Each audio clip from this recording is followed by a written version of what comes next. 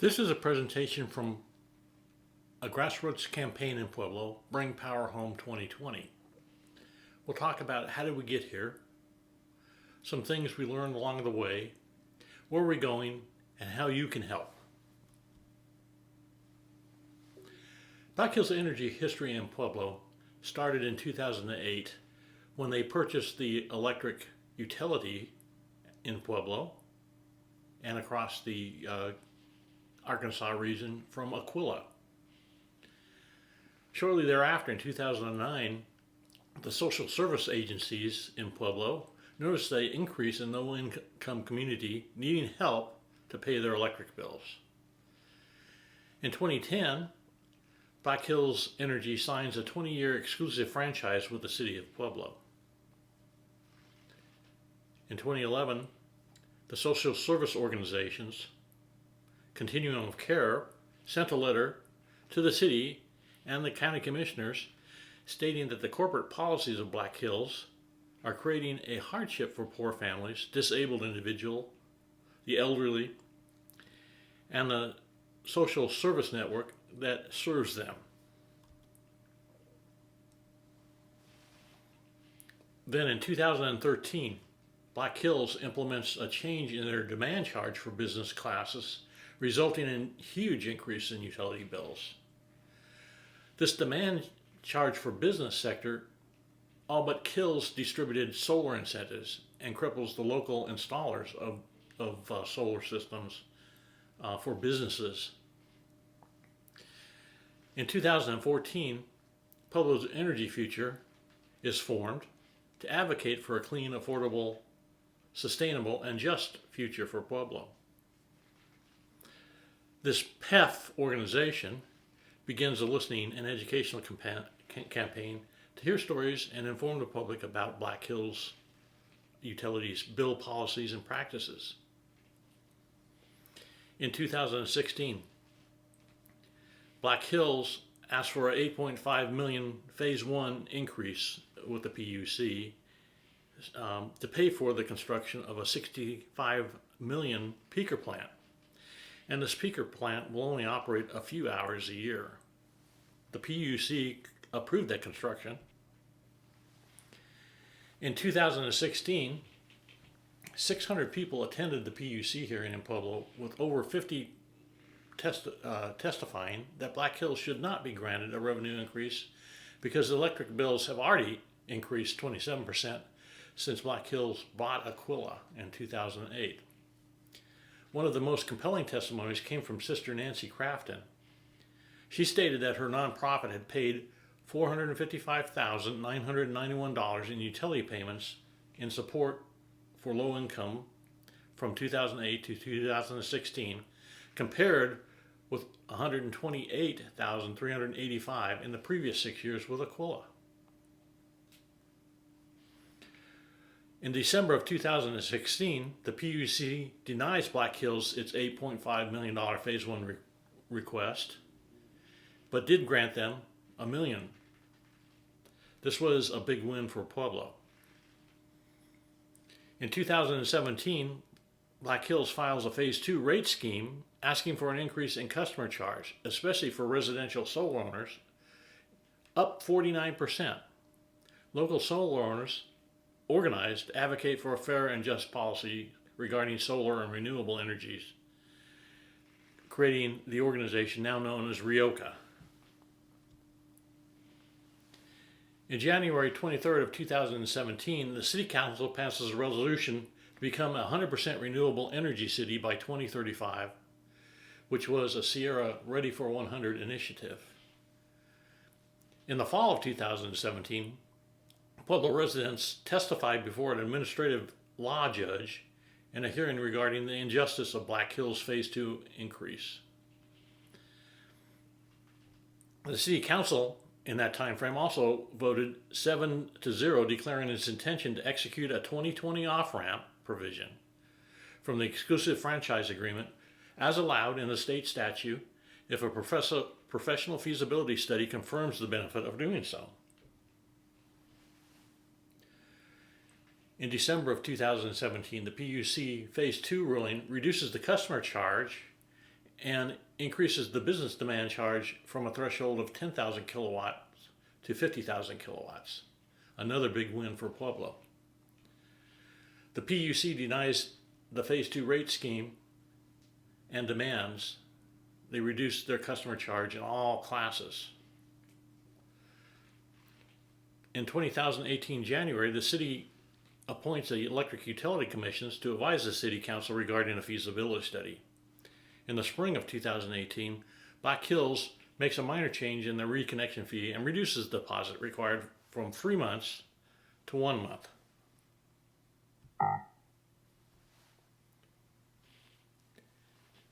In January of 2019, the Phase 1 electric utility feasibility study is released. Public power utility serving Pueblo would lower the electric rates from 10 to 12% in that study.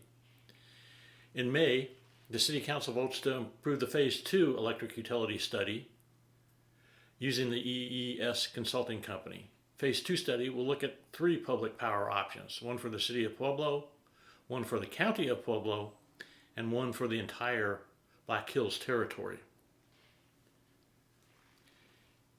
In September of 2019, Black Hills funded their own study and is released then. In October of 2019, the EES Phase 2 study by the EUC was released, and it estimates a savings between 10 and 14% for public power. In November of 2019, Black Hills presents the City Council a proposal to freeze the base rates for 5 years through 2024, and it will not decrease customer bills.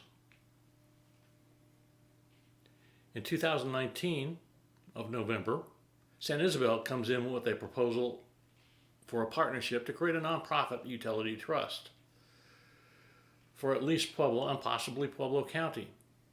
They provide all operation and maintenance. The annual reduction in electricity costs would be around 15%. In November of 2019, the EUC holds multiple town halls to inform the citizens of Pueblo about the results from the Phase 2 study. It is close to unanimous that all the citizens want to vote on this issue. Shortly thereafter, the EUC unanimously recommends to the City of Council to take the city and the county of Pueblo to public power.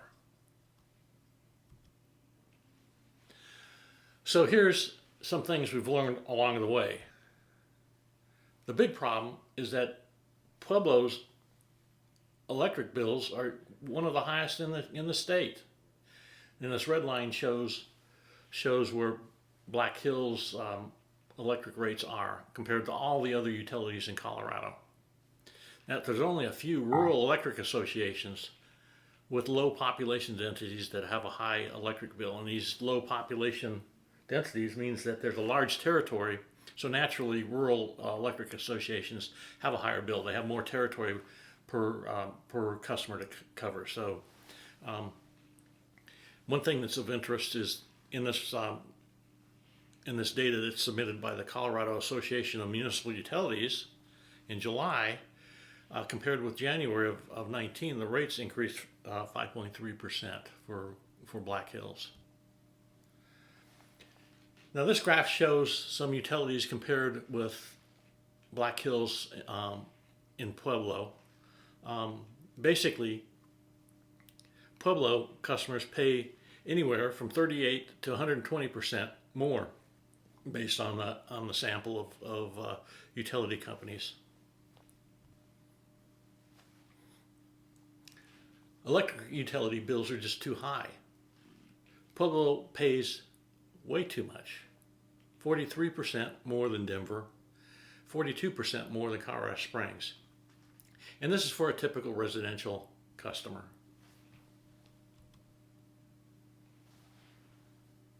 On the business class, we see that a burger business in Pueblo, compared to Denver, this business pays 43% more than Colorado Springs, and 53% more than Denver. From a National Electric Rate Study from Lincoln Electric System, they show that Pueblo businesses using a 15,000 kilowatt hour a month pay 134% more than Colorado Springs, 49% more than Denver. Now, Colorado Springs is a municipal organization, so they're treating their businesses better. Pueblo, Black Hills, and Denver Excel have demand charges that create higher bills for business customers. Too much money is leaving Pueblo. Pueblo's bills in 2018 were around $119 million total for that year. And all that money, the profits from that, go to the Black Hills Rapid City headquartered company.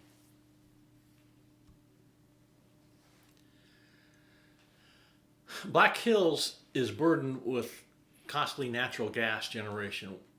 Renewable energies today are much cheaper source of energy. So you can go on the wholesale market and buy renewable energy, which comes from wind and solar. The picture on the right shows some battery storage. Battery storage is becoming very economical, and that technology is going down in cost rapidly as it goes through its implementation cycle. So the story out of this is renewable energies has become much cheaper source of energy on the electric market. One of the issues is how many people get turned off because they can't pay their high electric bills in Pueblo. And this chart shows quarterly results from 2017 to the end of 2018. And we see that the disconnect rate is somewhere between 1,500 and 2,000 a quarter. That's how many homes and people get disconnected because they don't pay their bills. The yellowish orange line is how many people get reconnected, and the green shows how many people that stayed disconnected. So we have this rate of about 500 people staying disconnected up until the fourth quarter. And what happened in the fourth quarter is the social services organizations just ran out of money to support these reconnects, because the social service organization was helping these low-income families pay their bills. So what happens? Families get displaced. The social service organizations get stressed, and human dignity is affected. Working with a investor-owned utility like Black Hills, they're controlled by the Public Utility Commission in Denver. We really, as a customer, have no voice. So we have no seat at the decision table. It's between Black Hills and the Public Utility Commission. So the customer, the bill payer, really has little voice. The Phase 2 study was completed, and it showed 3 scenarios. One was just doing the city of Pueblo, one was doing the county of Pueblo, or all of BH territory. And as you do more of the territory, you can actually reduce. Now, this study was a very conservative study from the standpoint that it underestimated the savings and overestimated the cost. And these savings amount include buying the distribution system. What it doesn't include is buying the generation system, because that's where the generation system is where Black Hills has added a lot of cost to our bills. We can go on a wholesale market and buy electric power much cheaper. And in this study, when they did it, they went out and actually got quotes from power producers at a 70% renewable mix. Currently today, Black Hills is at a 30% renewable mix. So this is more than doubling that renewable mix, uh, uh, and it came in much lower cost than compared with Black Hills. This is one of the things about Black Hills is in their study they use their high price energy, and that's the only value that they use. If you go on the open market where energy is much cheaper, almost half the cost, this makes this whole project feasible because we can just go buy energy on the wholesale market for much, much less. Okay, so one of the things that Black Hills is doing is saying this is a government takeover, but it's not. It's a rescue of the bill payers of Colorado. Black Hills is a for-profit utility monopoly. Multi-million-dollar executive salaries. Their CEO is in the range between $4 to $5 million a year in his compensation. We have all these expensive lawyers and lobbyists that work with the Public Utility Commission in Denver. This model, this investor-owned utility model, is not good for Pueblo. Investor-owned utilities, what they always want to do is get their guaranteed return on investment, and they want to build more. So they're always looking at ways to invest, and that will always cause our bills to go up. Black Hills Energy is headquartered in South Dakota, and their goal is to serve their shareholders, which any corporation would do. Their shareholders are the first in line, so they want to make sure they're taken care of. Whereas if we went to public power, it's a nonprofit. You get local control. All the regulations are local. So the utility would be designed for Pueblo. Rather than serving shareholders, they would be servants to the electric customers. All this profit that Black Hills takes out of Pueblo would stay here, and we're talking tens of millions of dollars. It's anywhere from 20 to 40 million. So this would lower electric bills for all customers and create more jobs. This model of public power has tremendous benefits for the Pueblo economy. Now people say, oh, the city can't run a utility. Well, the city won't run it. But what they'll do is they'll create a public power trust run by a local board of directors, all Puebloans. We would buy our power from the wholesale market. This is the fastest path to more renewables and lower rates. We could contract with San Isabel to do all the maintenance. And San Isabel did a study on this, and they said they could save us 15%. Since they're already here in Pueblo, and they have buildings and people in place, there's no startup costs. Another argument that Black Hills brings in that we can't afford, they estimated in their study like $60 million of startup costs. Well, that $60 million goes down considerably. And San Isabel even said they would share their financing with us if we wanted. And they would help us in the legal fight if we wanted. What will happen is that the existing Black Hills employees that actually do work for Pueblo, like the linesmen and other important people in the Black Hills Corporation in Pueblo, would be retained. We would just not need to retain the expensive executives or all those lawyers and lobbyists that are up in Denver. And the other thing, if we use San Isabel, we don't have to use Tri-State. We can still go buy our energy on the open market. And the current problem with Tri-State is that they use a lot of coal, and we just don't want that because that pollutes our air. Pueblo Energy Future had 6 principles that they wanted to uphold in a electric utility. So they wanted to make sure that our bills would stabilize and go down. They wanted to make sure that we had control, that we could keep more money in Pueblo, that we would design our rate system, our electric costs to customers for Pueblo and not for some profit motivated company shareholders, that we'd have our path to 100% renewables as the city requested, and that things are reliable, so our power is always on.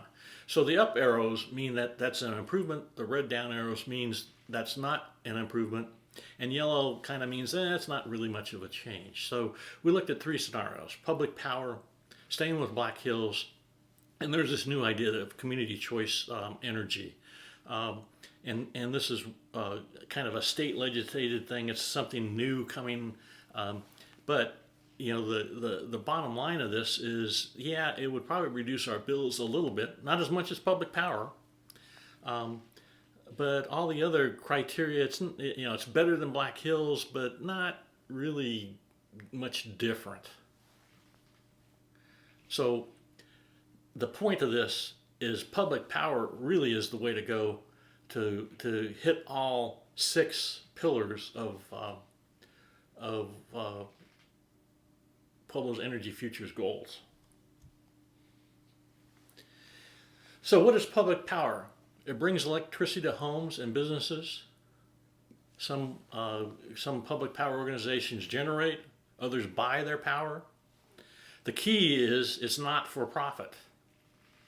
It's owned by the community. It's usually a division of local government.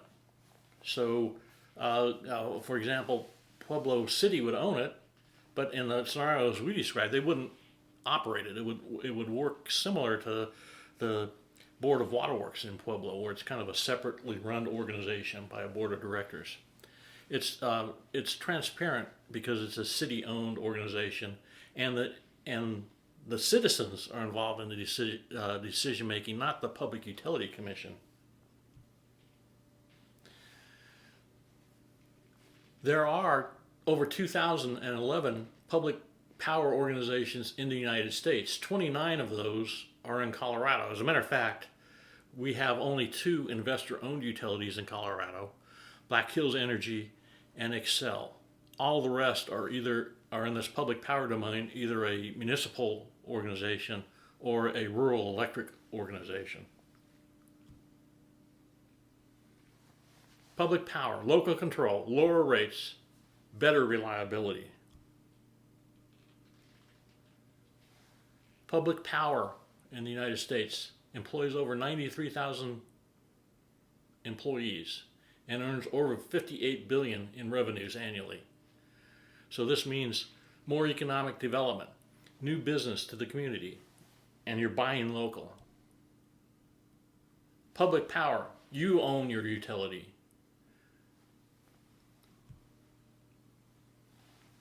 So what are we asking for in Bring Power Home? We're asking to make sure our city council members and the mayor to give us the vote to make this decision, to take the off-ramp with Black Hills. So whether you're for it or against, you can have a vote in that decision. So let's bring power home.